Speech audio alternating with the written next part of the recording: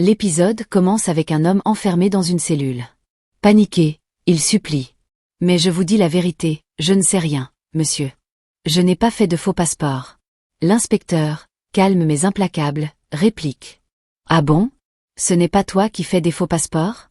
Alors dis-moi, tu suis les ordres de qui? Derrière la vitre, Didi s'adresse à Chandou. Il ne sait rien. Tu es sûr que c'est la bonne personne? Chandou, catégorique, répond. Madame, croyez-moi, il ment. C'est bien lui qui fabrique les faux passeports et il les a donnés à Rajvir. Didi soupire. Il ne dira rien. Soudain, Siddharth reçoit un appel de Kurana. Il décroche, l'air soucieux. Allô? Kurana, visiblement inquiet, lui dit. Siddharth, Roshni n'est pas à la maison. Siddharth, surpris. Quoi? Tu es sûr, papa? Kurana continue. Je pensais qu'elle était occupée, mais elle n'est nulle part. J'ai demandé à Kritika, mais sa réponse était étrange. Rajvir n'est pas là non plus. Siddharth, tendu, raccroche. Didi s'approche de lui, inquiète. Qu'est-ce qui se passe? Siddharth, perturbé, répond. Roshni a disparu, et Rajvir aussi. Didi secoue la tête, furieuse. Ça doit encore être un coup de Rajvir. Elle ajoute, paniquée. Siddharth, s'il arrive quelque chose à Roshni. Siddharth l'interrompt avec fermeté. Il ne lui arrivera rien, belle maman. Peu importe où elle est, je la retrouverai. Pendant ce temps, chez les Kurana, au milieu de la cérémonie, Kurana aperçoit Kritika sortir discrètement avec une mallette. Il se lève brusquement pour la suivre. Simran le retient par le bras. Qu'est-ce que tu fais? Pourquoi tu laisses tout comme ça? Suki arrive aussi, confuse. Kurana, qu'est-ce qu'il se passe? Où vas-tu? On n'a vu ni Siddharth ni Roshni, tu sais où ils sont. Kurana, visiblement inquiet, murmure. Roshni n'est pas là. Et ça me fait peur. Je crois que sa vie est en danger. Il se tourne vers Simran, accusateur. Encore une fois, je pense que ton cher gendre, Rajvir, manigance quelque chose. Simran, exaspéré. Pourquoi tu cherches toujours à accuser Rajvir? C'est aussi notre gendre, tu sembles l'oublier. Kurana, les yeux brûlants de colère. Très bien. Réponds à cette question alors, où est Kritika? Est-elle avec Rajvir? Dis-moi, Simran, pourquoi est-elle partie avec cette mallette? Tu sais bien qu'elle t'a forcément parlé. Alors, réponds-moi. Pendant ce temps, à la prison, un policier sort de la cellule et laisse la porte entr'ouverte. L'homme en profite pour s'échapper discrètement. Un des policiers le remarque soudain et donne l'alerte.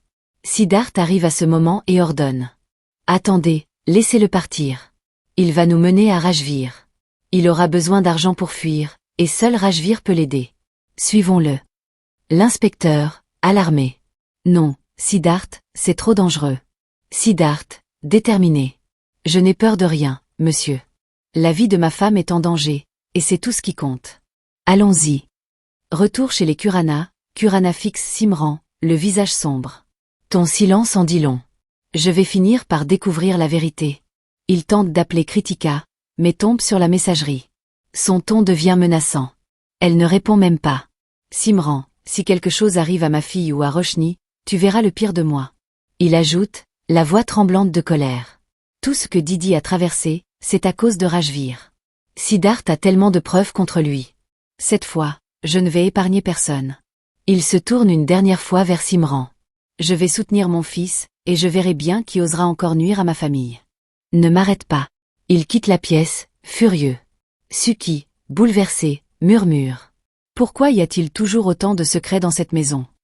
Simran, désespéré, appelle la banque. Bonjour, c'est Simran Kurana. Ma fille devait passer à la banque aujourd'hui. Le responsable répond. Oui, madame, elle est déjà passée.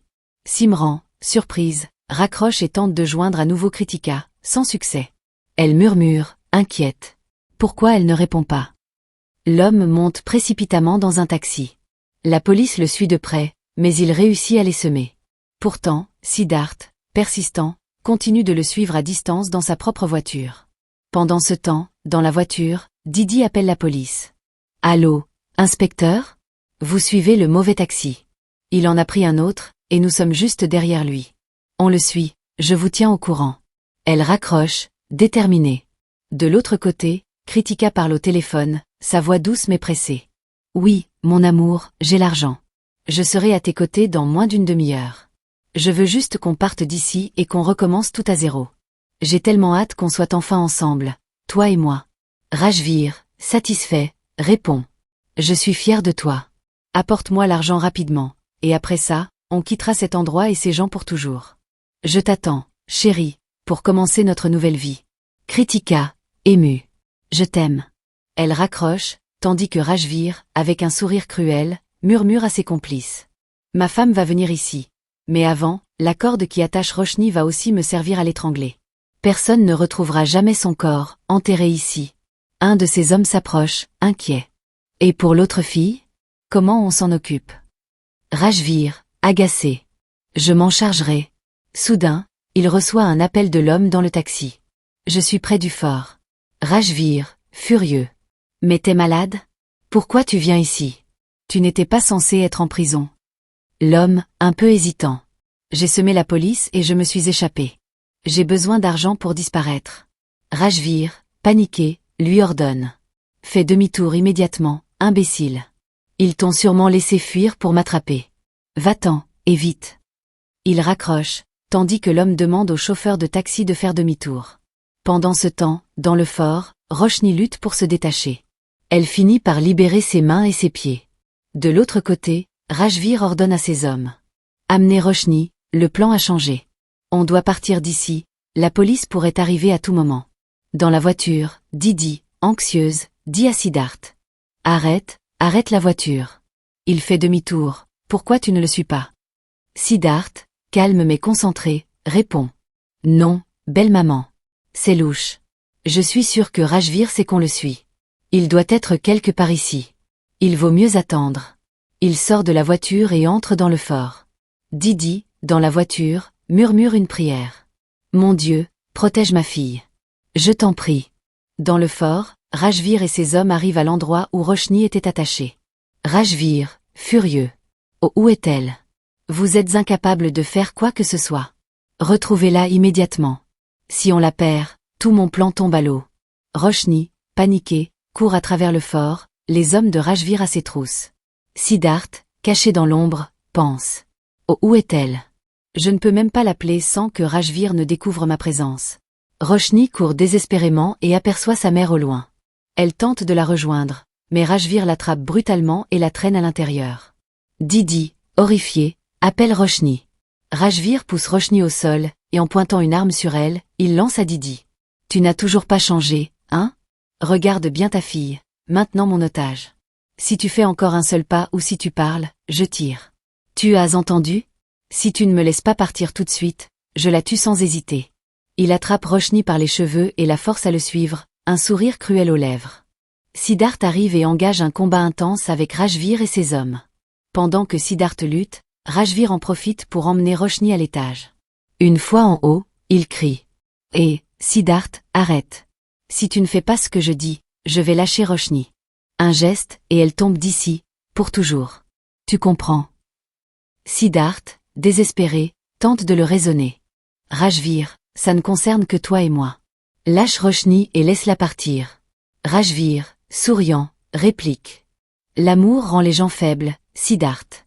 C'est pour ça que je n'ai jamais aimé personne. C'est drôle, non? Vous vouliez divorcer, et maintenant, vous êtes prêts à mourir l'un pour l'autre.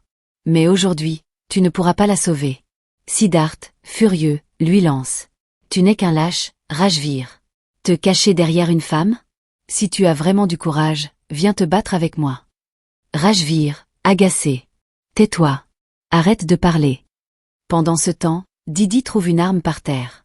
Siddharth la voit et crie. Non, belle maman, ne fais pas ça. Roshni est encore avec lui. Didi, déterminé, pointe l'arme vers Rajvir. Lâche Roshni, ou je te tue. Rajvir, moqueur. Tu crois devenir courageuse avec un pistolet, Didi? Tu n'oserais jamais. Vas-y, tire, si tu en as le courage. Didi, les yeux remplis de colère, murmure. Assez. Une femme est aussi une mère, et on ne défie jamais une mère. Elle pointe fermement l'arme sur Rajvir. Ton heure est venue. Aujourd'hui, tu paieras pour tous tes crimes. Tu as détruit la vie de mes filles. Didi appuie sur la gâchette. Rajvir, touché, bascule dans le vide. En même temps, Roshni glisse et tombe, mais Siddharth se précipite pour la rattraper. À ce moment-là, Kritika arrive et voit Rajveer étendu sur le sol. Elle court vers lui, dévastée, alors que la police arrive sur les lieux. L'inspecteur demande: « Qu'est-ce qui s'est passé ?» En larmes, Kritika arrive et répond: « Didi a tué mon mari. » L'inspecteur s'approche de Didi. « Est-ce vrai ?» Didi, les yeux remplis de tristesse, confirme. « Oui, c'est la vérité. » La police emmène Didi. Pendant ce temps, chez les Kurana, Kurana reste figé. Suki, inquiète, demande: « Mon fils, que se passe-t-il ?» Simran arrive, remarquant le téléphone de Kurana par terre. « Mais enfin, dis-moi ce qui se passe. » Kurana, la voix pleine de reproches, lui répond: « Tu m'as caché quelque chose d'énorme, Simran. Pourquoi ne m'as-tu pas dit que tu avais donné une grosse somme d'argent à Kritika pour qu'elle la donne à Rajveer? Tu te rends compte des ennuis que ça va nous attirer? » Simran, surprise, demande: « Mais pourquoi tu te fâches comme ça? Qu'est-ce qui se passe exactement ?» Kurana, la voix lourde de tristesse: « Rajveer est mort, Simran. Il est mort. » Simran, sous le choc, murmure: « Oh mon Dieu, mais, que faisons-nous maintenant ?» Kurana, les larmes aux yeux: « C'est une situation compliquée, maman. Mais maintenant, il faut être aux côtés de notre fille. Elle aura besoin de toi pour surmonter ce choc. » Il se tourne vers Suki. « Maman, je dois aller au commissariat. La police a arrêté Didi, la mère de Roshni. » Simran, désemparé: « Mais pourquoi ont-ils arrêté Didi ?» Kurana répond, la voix brisée: « Parce que c'est elle qui a tiré sur Rajveer. » Il s'en va, laissant Simran et Suki abasourdis. Au commissariat, Roshni essaie de réconforter Kana, qui est en larmes. Kana: « Mais pourquoi nous, Roshni? Pourquoi Dieu me punit-il ainsi? Je ne le supporterai pas. » Roshni: « Grand-mère, ne parle pas comme ça. Tu vas tomber malade, s'il te plaît, ne pleure pas. » Kana, désespéré: « Que va devenir Didi? Comment va-t-elle supporter tout ça? Rien ne sera plus pareil. » Kurana arrive, essayant de calmer la situation. Kurana: « Ne vous inquiétez pas, ma tante. Il ne lui arrivera rien. La police sait que Didi a tiré pour défendre sa fille. Tout ira bien. Roshni, ne t'en fais pas. » Il se dirige ensuite vers le bureau de l'inspecteur. Kurana: « Inspecteur, ce n'est pas nécessaire d'en faire autant. Vous savez bien que Didi n'a fait que se défendre pour sauver Roshni. Elle ne devrait pas aller en prison pour ça. » Inspecteur: « Monsieur Kurana, pour l'instant, personne n'a encore déposé de plainte contre elle. Nous devons néanmoins transmettre l'affaire au procureur de l'État. C'est à eux de décider. » L'avocat arrive et dit: « Avocat, Monsieur Kurana, ne vous en faites pas. Tout sera réglé bientôt. Les preuves sont de votre côté. Emmenez Didi avec vous. Je m'occuperai des formalités. » Kurana part ensuite avec Didi. Sur le chemin, Didi, accablé, parle à Kurana. Didi: « Monsieur Kurana, j'ai honte de moi. Je n'ai jamais voulu tuer qui que ce soit. Mais Rajveer menaçait de pousser Roshni du haut du fort. Je ne savais pas quoi faire. Je ne sais pas si je pourrai un jour faire face à Kritika. Kurana: « Écoutez-moi, Didi. Vous n'êtes pas fautive. N'importe quelle mère aurait agi ainsi pour protéger son enfant. Et concernant Kritika, le jour où elle comprendra la vérité sur Rajveer, elle réalisera que vous n'avez fait que la sauver d'un monstre. Vous n'avez pas besoin de lui demander pardon. » Il se tourne vers Roshni et dit: « Kurana, Roshni, ma fille, tu devrais rentrer. Essayons de mettre cette horrible journée derrière nous. Le passé est derrière nous, et demain sera un jour meilleur. Kana: merci, merci beaucoup. » Pendant ce temps, Kritika, en larmes, découvre le corps sans vie de Rajveer. Suki et Simran arrivent en pleurant, et elles prennent leur fille dans leurs bras. Kritika, dévastée, pointe un doigt accusateur vers Siddharth. Kritika: « Maman, ce sont eux qui ont tué Rajveer. » À ce moment, 3 hommes entrent dans la pièce. Homme: « Madame, nous devons emmener le corps pour l'autopsie. » Kritika, furieuse: « Pourquoi voulez-vous l'autopsier? Vous voyez bien qu'il a été abattu. Il a été tué par balle. » Siddharth, tentant de garder son calme, répond: « Siddharth, allez-y, prenez le corps. » Furieuse, Kritika gifle Siddharth. Kritika: « Et tu veux t'occuper de quoi maintenant? Depuis quand tu sais gérer les choses? Il n'y en a que pour Roshni. » Suki essaie de calmer la situation, mais Siddharth l'arrête. Kritika, toujours en colère, continue. Kritika: « Pourquoi tu n'as pas sauvé Rajveer? Tu voulais être le bon gendre? Eh bien, voilà, tu l'as tué pour tes propres intérêts. Tu as tout pris et tu as ruiné ma vie. Les hommes s'en vont ensuite avec le corps, tandis que Simran essaie de réconforter sa fille, dévastée. Chez Durga, Didi, visiblement troublée, se confie à sa mère, Kana. Didi. Maman, je sais que ce que j'ai fait n'était pas mal, mais j'ai quand même tiré sur quelqu'un. Je n'aurais jamais cru pouvoir en arriver là. Je me sens mal. Kana, essayant de la réconforter. Ma fille, tu vas tomber malade si tu continues à penser à ça. Détends-toi, sinon tu vas perdre la tête. Samira arrive pour apporter son soutien. Samira, peu importe ce que les gens disent, Didi. Je suis là pour toi. Je sais que tu n'as rien fait de mal. Rajvir a eu ce qu'il méritait. Il a détruit nos vies, d'abord la mienne, puis celle de Kritika. Il a créé cette guerre entre nos familles. Tu as bien fait, ma tante, et tu n'as pas à te sentir coupable. Roshni arrive avec de la nourriture, essayant d'apaiser l'atmosphère. Didi, toujours préoccupée, parle à Kana. Didi. Maman, on devrait aller voir Kritika. Elle doit être tellement mal. Je devrais m'excuser auprès d'elle. Allons-y, non. Chez les Kurana, Simran sort de la chambre de Kritika, les larmes aux yeux. Simran, elle s'est endormie, mais ça a été difficile. Kurana, essayant d'apporter de l'espoir, avec le temps, tout finira par s'arranger. Elle souffre maintenant, mais le temps guérit toutes les blessures. Tant que tu es à ses côtés, elle ira bien. Peut-être que c'est une épreuve que Dieu lui fait traverser pour qu'elle puisse, un jour, vivre la vie qu'elle mérite vraiment. Suki s'approche de Simran, la voix douce mais ferme. Suki, Simran, j'espère que tu comprendras que ce qui est arrivé n'est pas de la faute de la mère de Roshni. C'est la punition que Rajvir méritait pour toutes ses mauvaises actions. Il aurait fini par tuer notre fille après lui avoir pris son argent. Sois reconnaissante que Kritika soit en vie aujourd'hui. Simran, toujours perdu dans ses pensées. Maman, c'est l'histoire que Roshni nous a racontée. Je ne sais pas si c'est vrai ou non. Suki, tentant de la raisonner. Tu crois que ta belle-fille te ment? Penses-tu vraiment que Rajvir n'a jamais rien fait de mal? Didi t'a rendu un énorme service en l'éliminant. Elle a sauvé Kritika et Roshni. Simran, toujours en détresse. Comment vais-je expliquer tout ça à Kritika? Elle vient de tout perdre. Si Rajvir était en vie, je lui aurais dit que tout ce qu'il faisait était mal. Mais maintenant, il est mort. Que vais-je lui dire? Sa vie est complètement détruite. Kurana intervient, calme mais ferme. Simran, mets-toi à la place de Didi. Si c'était toi, aurais-tu laissé Rajvir tuer ta fille pour ne pas enfreindre la loi? Siddharth, prenant la parole pour essayer de raisonner sa mère. Maman, je sais que tu penses que Kritika a subi une grande perte, mais la vérité, c'est qu'elle a été sauvée des griffes de Rajvir. C'était un monstre, et Didi a fait ce qu'il fallait. Un jour, Kritika comprendra que ce n'est pas la faute de Didi.